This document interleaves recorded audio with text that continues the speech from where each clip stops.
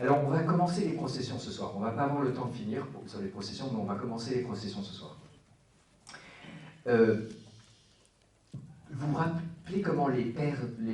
Bon, si je vais... Bon, je vais aller tellement vite que c'est tellement synthétique que c'est pas comme ça que vous avez vu les choses, mais en gros, dans l'histoire des pères de l'Église, qu'est-ce qui se passe?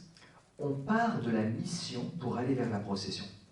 C'est-à-dire, on part du fait que Dieu a envoyé son Fils, Galates 4, ou bien le Père, et parfois le Père et le Fils, envoient l'Esprit, Jean 14 à Jean 16 en gros, donc je brosse très large, envoie, comment ça se dit en latin? Missio. Missio.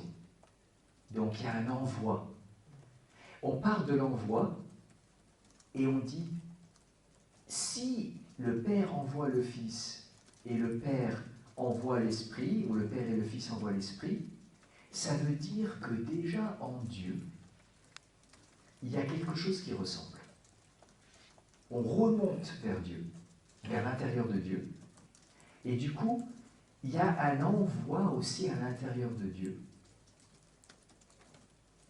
Mais on va utiliser un autre mot pour qu'on ne confonde pas le don ad extra et le don ad intra. Ça va si j'utilise ce genre de vocabulaire? Le don en Dieu. Il faut que vous y habituez parce que je ne vais pas arrêter de le faire. Donc ça ne va pas arrêter. Donc laissez pas passer, c'est l'occasion pour essayer de l'intégrer. Le don à l'extra, le don vers l'extérieur, incarnation, Pentecôte, par exemple. Et l'envoi ad intra. Alors quel va être le mot pour l'envoi ad intra? La procession. Alors, petite remarque, le monde latin et le monde grec, alors, bon, je devrais dire, parce qu'on dit souvent les deux poumons. En fait, il y a trois poumons. L'Église devrait avoir trois poumons, mais on a perdu le troisième.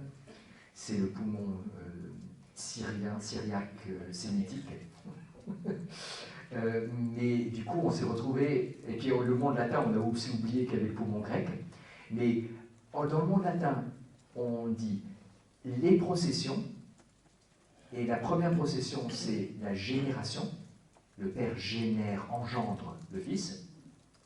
La deuxième procession, c'est celle de l'Esprit Saint. Et comme l'Esprit est soufflé, c'est un souffle, c'est l'aspiration. Ça n'existe pas en français, mais ça existe dans le langage théologique. Spiratio, en latin, spiration.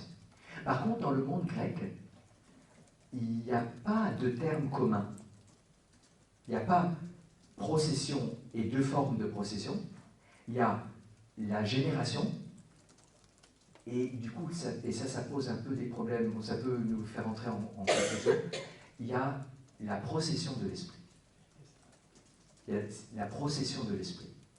Du coup, il faut faire attention quand on dit procession, si on est en train de parler avec des latins ou avec des grecs, ou dans le cadre du monde latin ou dans le cadre du monde grec.